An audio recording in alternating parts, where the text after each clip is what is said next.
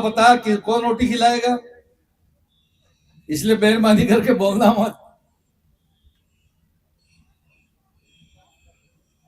देखो बच्चों, मैं अपनी पल बताऊं, बाप अच्छा है कि बुरा है? अच्छा है ना।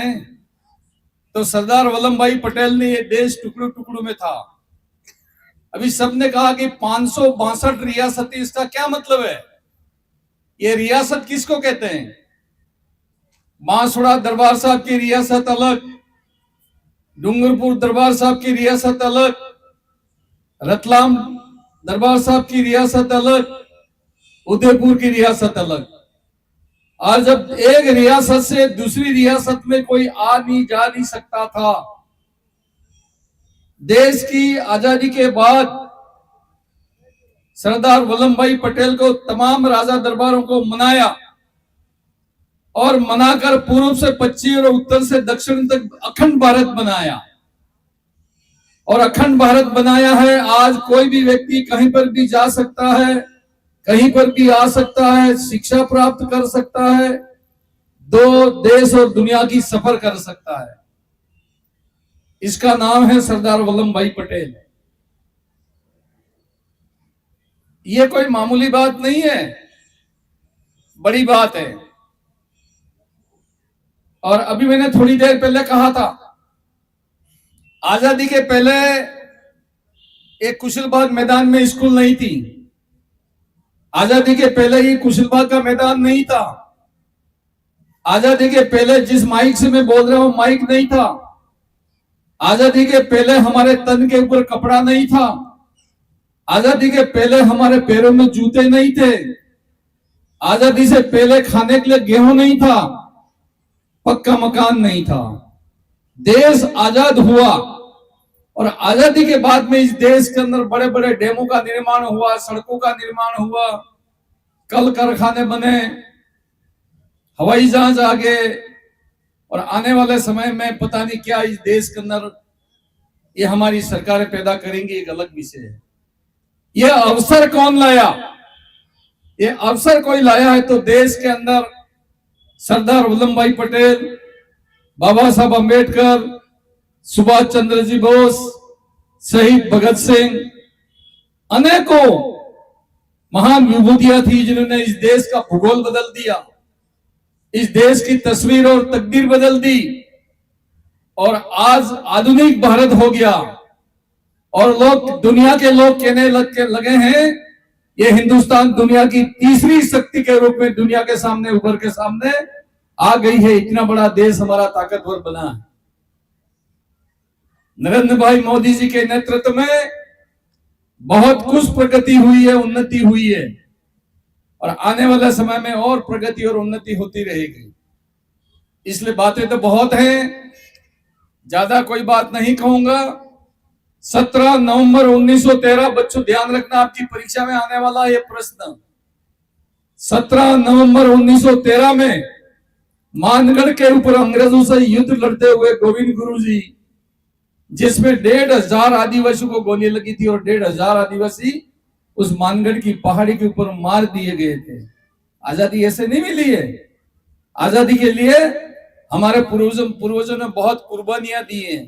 हंसते हंसते फांसी के तख्ते के ऊपर चढ़े, तब जाके देश की आजादी हम सबको मिली है। और आजादी मिली है तो एनसीसी के कपड़े पहन के नौजवान देश की रक्षा के लिए तैयार हैं। एनएसएस के जो साथी हैं वो देश की आन बान और शान के लिए अपने प्राण निछावर करने के लिए तैयार हैं।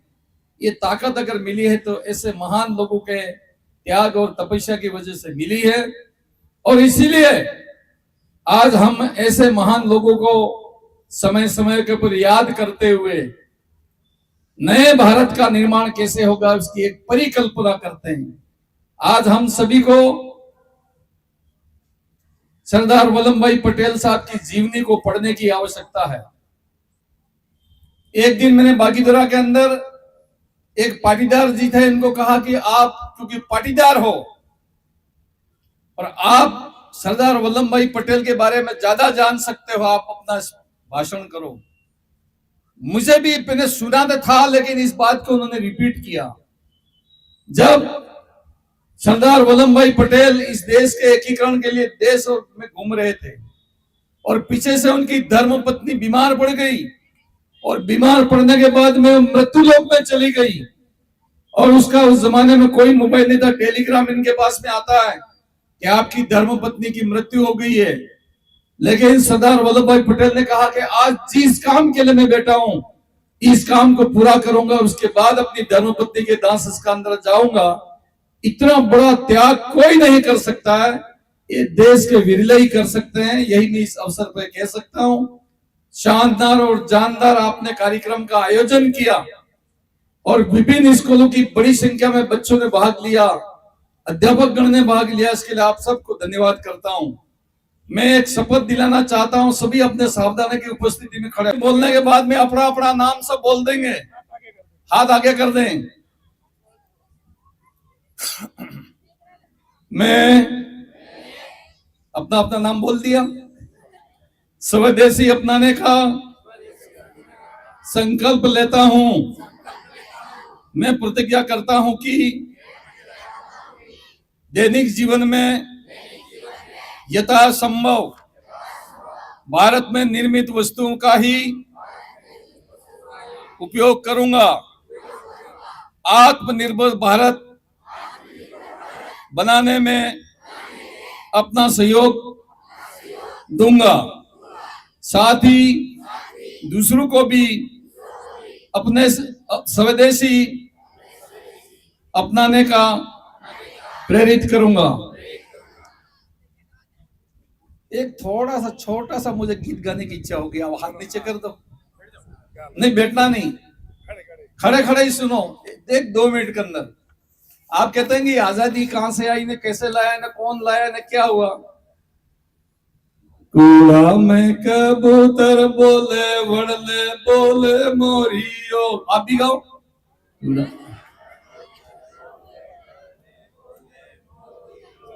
जाग जाग मारा किसान भाई तो के मन निरम हो तो है।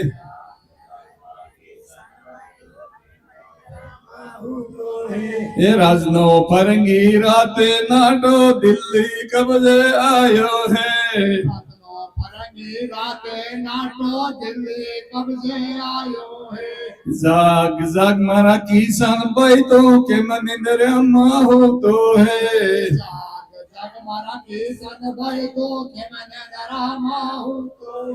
ये राजनो फरंगी राते नाटो दिल्ली कब्जे आयो है।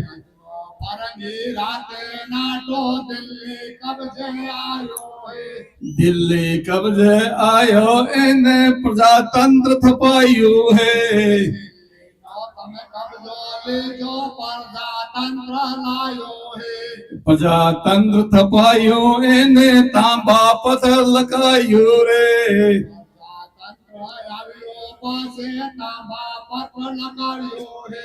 गाँव गाँव न झगड़ा मटाड़ो आवते हो पेरा को रे।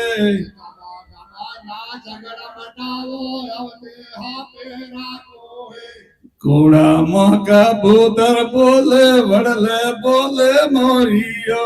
कूड़ा माँ का कबूतर बोले वड़ले बोले मोरियो।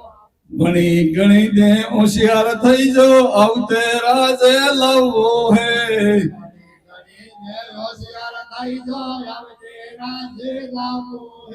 सोरा सोरी ने बनता कर दो राजनी कुड़सी पावे रे।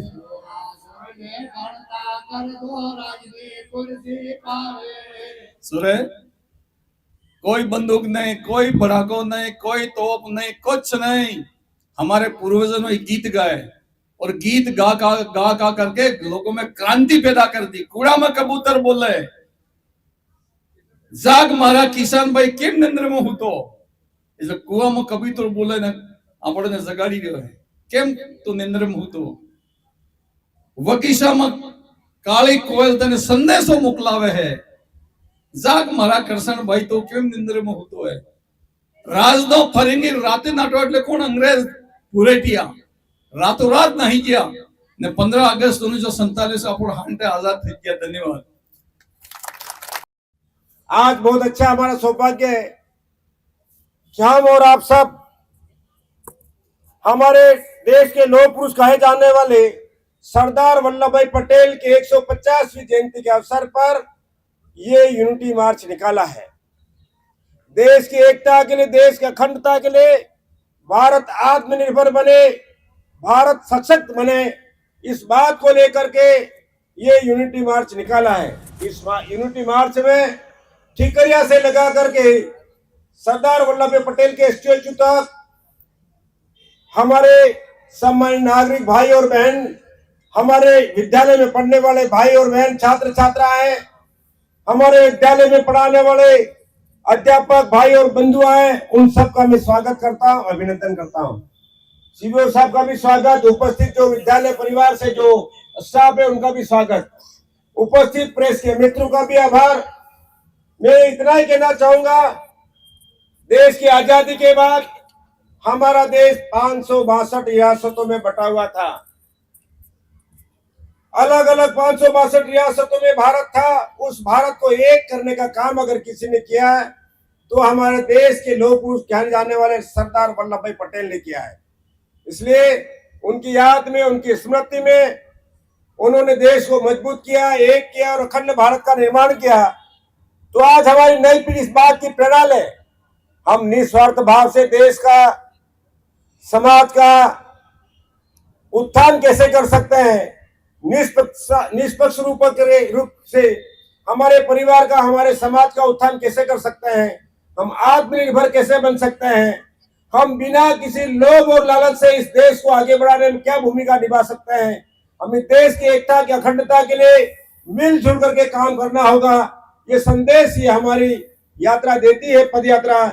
इसलिए यहाँ पर उपस्थित एनसीसी के कैडेट हैं, नेवी के हैं, आर्मी के, एनएसएस के और जो आए जो गए उन सबको मैं धन्यवाद देना चाहता हूँ। एक बार सम्मान्य मंच का आभार व्यक्त करते हुए मैं अपनी बात को यही समाप्त करना चाहता हूँ। एक बार पुनः आप सबको बहुत बहुत धन्यवाद। जय भारत।